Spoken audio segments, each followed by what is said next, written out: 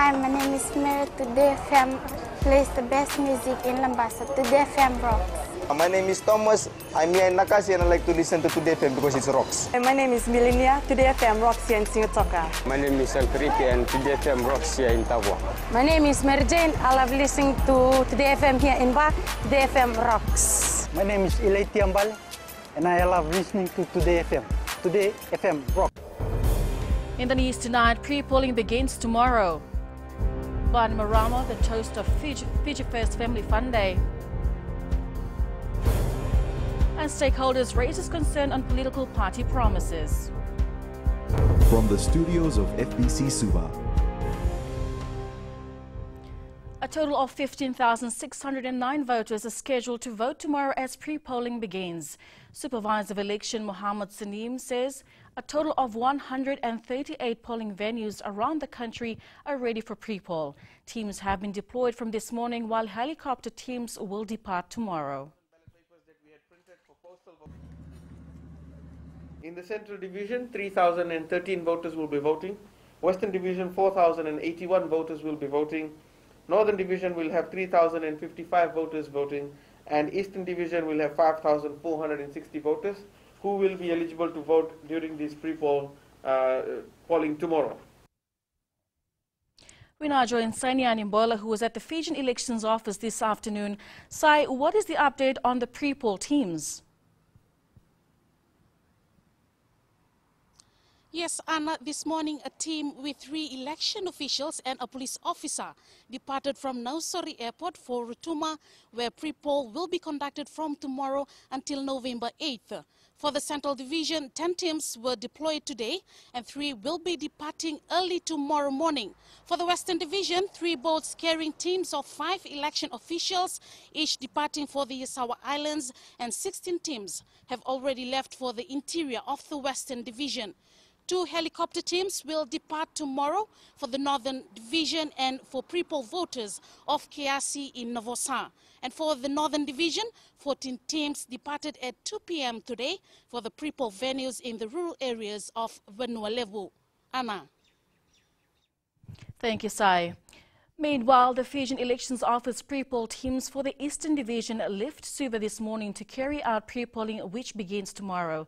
Acting Director, Strategic Development and Communications Edwin Nance says 218 pre-polling staff will board 6 vessels from today, with the last one to leave on Tuesday. Kelly Vadala reports.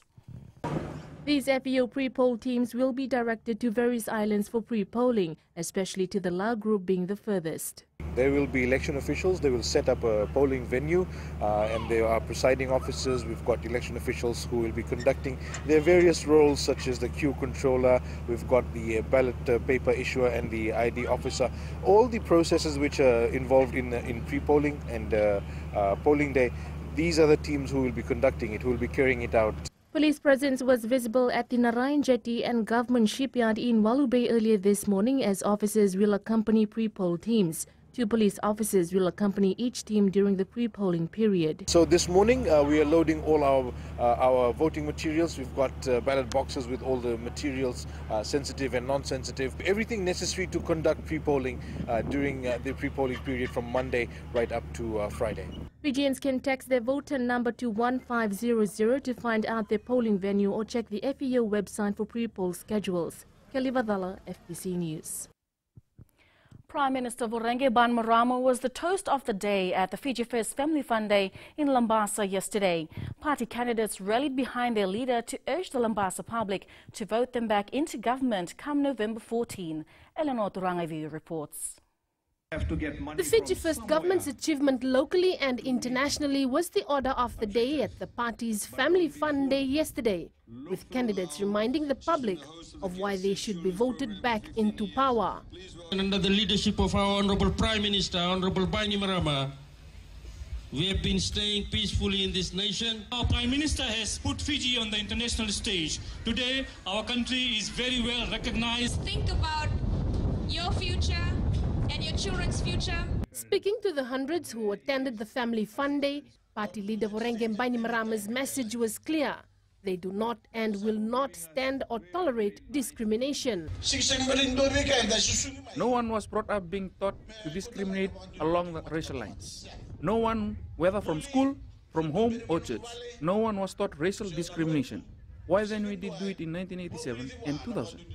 Bainimarama also took a swipe at other political parties for their unrealistic manifestos and policies, which he says is being used to hoodwink the public of their votes. I'm pleading with you all not to listen to sweet talk. They will try to take away the development done here in Vonolebo. Do not be swayed by those sweet talk, as it will only bring back the racial discrimination, because our country will never prosper that way. Bainimarama has urged all those 18 years and over to make sure to cast their vote on Elections Day, which is only 9 days away. Eleanor Turangai View, FBC News. Some politicians from certain political parties who are looking at significantly raising the national minimum wage are not fully aware of the negative impacts it will have on the economy. Fijian Holdings Limited and Modern Electric Limited today raised their concerns with FBC News on how some figures put forward by politicians could close down their businesses and lead to major job losses. Kelly Vadala reports. Fiji's minimum wage stands at $2.68, but promises of increasing it to $4, $5 or even $10 by certain political parties is a worry for many businesses. Though it will make one think that it would mean more money in the pockets of employees, but it will be more complex in real life. Cost of goods and services, for instance, will increase to make up the significant increase in wage rate. Aziz adds many formal sectors pay their employees more than the minimum rate due to the current economic stability achieved through investments and developments. Fijian Holdings Limited CEO Nazib Farid says the minimum rate is only for unskilled workers, which will obviously increase according to one's performance. It got a cascading effect on all other wages. For example, now $2.60 or 70 cents. If I would increase to $5, it maybe basically it represents around 75–80% increase. Farid also pointed out some of the initiatives laid out in some political parties' manifesto. If you are going to remove the VAT from 15 items, government is going to lose a certain amount of tax revenue. From where they are going to recover? Social pension scheme. If they want to increase the amount, it's beautiful. We love it. But from where they are going to get the money? The businesses say that Fijians are much more smarter and understand the consequences behind such vote-buying motives, as it's just false promises. Kelly Vadala, FBC News. Still to come, work to continue despite termination of contract. And in our successful Fijian segment tonight, from selling food parcels to owning a restaurant. Details after the break.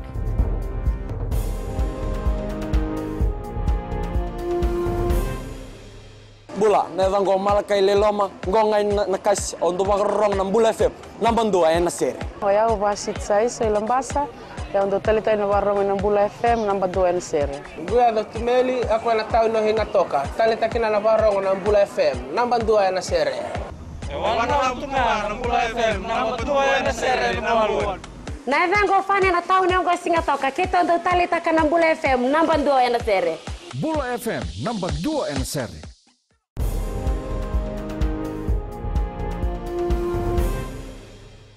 Despite the termination of the China Railways First Group contract, the Fiji Roads Authority is adamant to complete the 4-lane road project from 9 miles to the railway bridge on Kings Road by next year. The FRA had terminated China Railways First Group contract last month. Pranita Prakash reports. The Fiji Roads Authority says the contract was terminated due to the increasing delays in completing the project. The reason why we went through the termination process was because we didn't believe the contractor was making sufficient progress in spite of many efforts to assist, and we didn't see the end to the job. So we took that pretty drastic step. I know it's a very serious step to take, but it was seen to be necessary. FRA hopes to complete the project by next year. So our goal is to finish that road by the middle of next year, have it open by June, and we're on track to achieve that, and there'll be no additional cost to our budget compared to what it would have been had China Rail achieved it by June next year as well. Higgins, Fiji and Dial's quarries have been contracted by FRA to complete the remaining work. FRA says 11 staff from China Railway First Group have been retained by the contractors and more staff are to employ this week. Pranita Prakash, FBC News. 23 new farmers are being assisted by the Ministry of Sugar's new Farmers Assistance Grant. These are the first batch of farmers to receive this assistance, which was announced in the 2018-2019 National Budget. Eleanor Turangaiviu reports. A new initiative to entice new farmers into sugarcane farming is now being rolled out. And 23 new farmers are the first recipients of this initiative, which will see government meet all costs in relation to lease acquisition for their farms. So whatever the amount was on your offer letter for the ITLTB or Lands Department, Ministry will directly make payment to ITLTB or Lands. Director Sugar Sanjay Kumar says these new farmers will basically start their farms without having to pay anything. Government is already providing fertilizer subsidy of 56% and weedicide subsidy of 55%. So farmer on his side, they have to also contribute the 45% and 44% respectively. So that as a new farmer, we will meet that cost. So all the cost for procurement for fertilizer, weedicide, and for cane planting will be financed through our ongoing program. Of the 23 recipients, 10 are from Lambasa. They recently signed their grant assistance with the Ministry of Sugar. I have 5.8 hectares of land and I have already started with the preparation of the land. So maybe by the end of next month, my land will be ready. $2 million was allocated in the 2018-2019 national budget to fund this new Farmers Assistance Program. Eleanor Turangaiviu, FBC News. Businesses need to make strategic moves to stay ahead of the competition by being innovative with products and service delivery. President Major General retired Chochi Conrochi reminded this to the leaders and executives of private and public sectors during the Fiji Business Excellence Awards last night.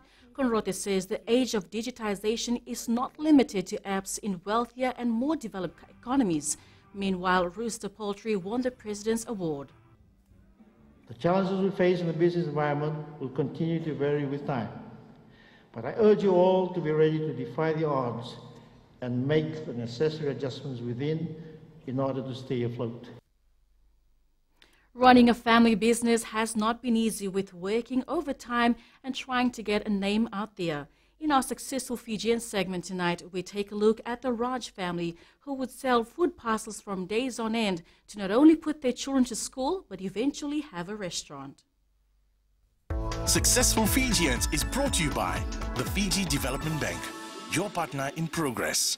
Selling food parcels was not only the way to earn money on a daily basis for this family, but there was a vision and a mission behind it, and that was to have a restaurant someday. This all started from way back in 2005. And in 2005 we started selling food parcels in Nakasi area, Narere. We went right up to Coronivia. We had customers there at FNU Coronivia. Then we had all the Nakasi. We covered all the Nakasi area. Closing one chapter of serving at the school and trying to open another chapter was the struggle that eventually became a success. When we were working and then after that we had no job. So all those struggles we did, sometimes there was nobody, only my dad was working. So and then we were doing all this roti parcel and selling of things. There was no outside income coming, it was what we sell, and that is how we were managing in Suva. You know, lifestyle in Suva is so tough. When people say miracles happen, for this family it really did happen.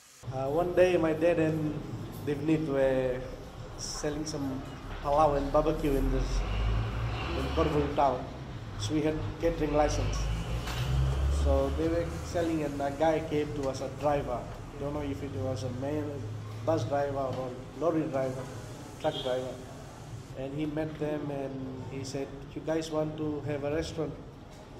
And they said, "Yes, we are in searching for one." And that is how we got this. 3 years of operation, the Dominion restaurant continues to grow. We have only grown from here. And we never looked back. When we started the restaurant, it was all 5 of our family members here, my father, my mother, my brother, my wife and myself, we were all here, and we used to work for 16 hours. For almost 6 months we worked for 16 hours because we had to bill the customers, and if we don't open late, people won't know. Having a restaurant in Corvo was an easy decision as they grew up in the area. Because we had done the internal migration from Suva to Corvo, and this was our place. We were born here, and when we came back here, it was only good to stay near the house, stay near the place. The family plans to open few other restaurants in the Western Division to make a name for themselves. However, Deepak mentions without family support, they wouldn't be where they are today. Anna Ravulo, FBC News. Successful Fijians is brought to you by the Fiji Development Bank, your partner in progress. Ahead in sports tonight, World Rugby conducts immediate care in rugby course. And Yucatan rates favourite in Tuesday's Melbourne Cup. Details after the break.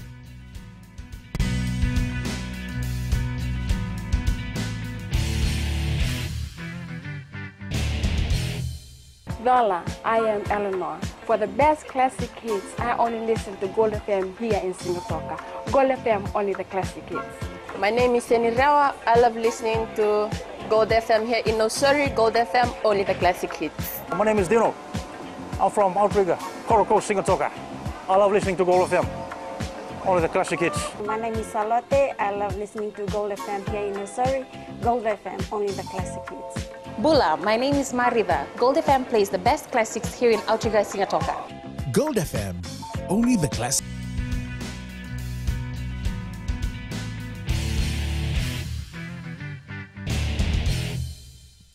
More than 20 physiotherapists, doctors and nurses in Fiji and the region were part of the immediate care in rugby course carried out by the World Rugby at the Grand Pacific Hotel today. The Level 2 medical course allows them to take part in the Oceania Sevens Championship, which kicks off next weekend. Melita Vanga was at the workshop and files this report.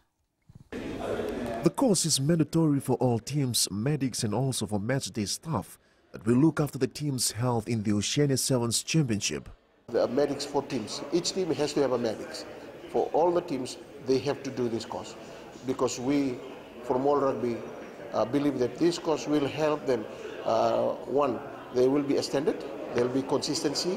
Physiotherapists, team medics will only be allowed in the tournament if they are certified with a Level 2 medical course. PNG, Solomons, we have Samoa, Australian, that are all here, Nauruan, Nauru Physio, they are all here to come and do this course so that they can be the medics for their team this coming. The 14 modules that are part of the program are designed to address all aspects of scenario that may occur during the championship. More importantly, enhance your knowledge and skillfully as a field of play practitioner, standardize your approach, assessment and delivery of care to players. The workshop ends tomorrow while the Oceania Sevens Championship begins next Friday and ends Saturday at Suva's ANZ Stadium. Melita Vanga, FBC Sports. Fiji-born centre Samu Kerevi believes they need to be mentally fit and stay focused going forward as they prepare for their next spring tour. The 26-year-old is currently in Japan with the Wallabies as they gear up for the next match against Wales next Sunday.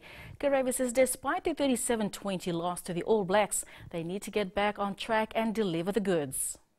A lot of credit to everyone just putting their head down and working really hard this last week, and obviously preparing ourselves for spring tour. Obviously, we can't get carried away with being in Aroa, and obviously the setup is amazing, the country and the people. But we're here to do a job.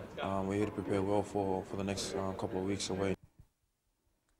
Herbert Power Stakes winner Yucatan remains a dominant favourite for the Tuesday's Melbourne Cup despite drawing barrier 23 in the 24-horse field. 24 fields have been confirmed and 3 horses are under $10 odds, which are Irish horse Yucatan, Montaha and Magic Circle, who are the favorites heading into the race. People have been waiting for the final field, and it's out here. 24 runners has been confirmed for the 3,200 meters race on Tuesday for the Melbourne Cup. The favorite at the moment is number 11, Yucatan. It's paying $4.60, and it's after a long time short favorite horse in the Melbourne Cup at $4.60. Age is not a barrier for 66-year-old Shiri Chand as he continues to do what he loves the most. The former Fiji Marathon rep and Pacific Games gold medalist, Chand was the oldest competitor who travelled from Lautoka to take part in the veteran category in the Super Marathon 5-kilometre race yesterday. Melita Vanga reports. Known by the name Mushroom, Shiri Chand was once making headlines in the sport. I was in Ireland 1989 in Tonga. That is I win 1 gold, 1 silver. Same year I came back to Fiji. I get my sportsman year and I get the honor of the medal from Rugby. Chand, who made his debut in the 1970 Pacific Games in Fiji, says he will not stop participating in the sport until his body gives up on him. In my eyes group, I don't think so any boys gonna last long more. Because I do my training every morning, 2 hours in the morning, and I do 1 hour in the gym. That's why I'm getting fit and fit. I'll see when my leg will be back, that's the time I have to rest. But I'm still strong, and I keep doing this thing. Meanwhile, Yanga's competitor, 8-year-old Moise Altaf, says he's looking forward to more marathon events in the future. I was very excited to finish it. One thing I like is to keep running and never get tired. Throughout the race, I felt a little bit hard, but when I finished, I felt good.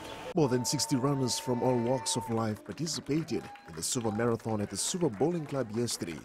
Melita Manga, FBC Sports. 15 players will represent Fiji in the Under-12 Oceania Baseball Championship in Sydney next year. This will be the first time Fiji will compete in the championship alongside New Zealand, Australia, New Caledonia, Samoa and Tuvalu. Melita Vanga reports. Fiji Baseball has been conducting trials to recruit national players to carry Fiji's hope in Sydney. We training weekday, Monday to Friday. In each community, and Saturday we play Albert Park or some other ground, and we prepare for national team under 12 to go Sydney. Quite impressive with the number of children are coming in, especially the under 12 grades that we are focusing at the moment. They'll be going away early next year to a championship, under 12 championship in Sydney.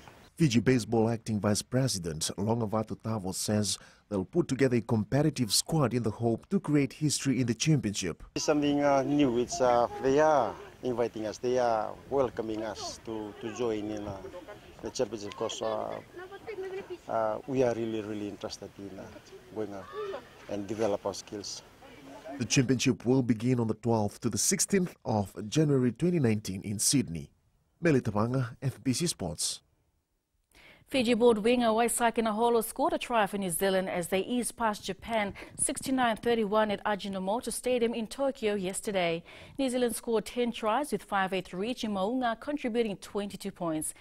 Wales claimed the inaugural Dodi Weir Cup as they ran out 21-10 winners over Scotland in Cardiff this morning. The hosts were 21-10 up, but the closing half an hour in Cardiff was dominated by Scotland with the visitors banging on the Welsh door. Here are the highlights. Hadley Parks plays outside half. George North involved now. George North powers his way to the line, leaving tacklers in his wake. Ventulis wins. WP now hands it on. McInally. It's worked well for Scotland. The try is awarded. First 47 minutes. Alan Wynne-Jones down to Gareth Davis. Hadley Parks. And scum Jonathan Davis, hand up! Jonathan Davis returns to Rugby with a score!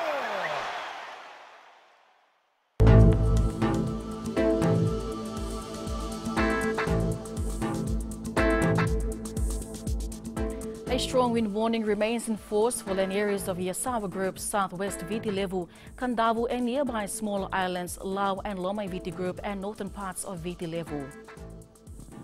Taking a look at the west, hot day in all areas with Ba hitting 31 degrees. Eastwards from Pacific Harbour to Suva, cloudy and humid conditions with brief showers. And for our friends in the north, periods of rain and cloudy conditions with some sunshine. At sea, southeast winds 20 to 25 knots and up to 30 knots through the passages through to very rough seas, moderate southerly swells. For the tides, the next high tide is at 8:17 p.m. with the low tide at 2:42 a.m.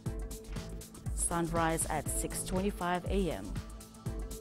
For tomorrow, fine apart from isolated brief showers over the eastern parts and the interior of the larger islands, mainly fine elsewhere, and looking further on to Tuesday, cloudy periods with isolated brief showers over the eastern parts and the interior of the larger islands. Recapping the main stories, pre-polling begins tomorrow. Van Marama, the toast of FijiFirst Family Fun Day, and stakeholders raises concern on political party promises. For these stories and others, you can tune in daily to our sister radio station Gold FM to our poll question segment. This week we are asking, should more focus be put on local players following the Fiji's Jurors NRC win? Visit our FBC website to answer. You can send us newsworthy pictures and videos on email fbcnews@fbc.com.fj or share it with us via our Facebook page FBC News, or you can also follow and tweet us your news tips at FBC News or simply hashtag FBC News. And that was the FBC News for tonight. From the team and I, stay safe and good night.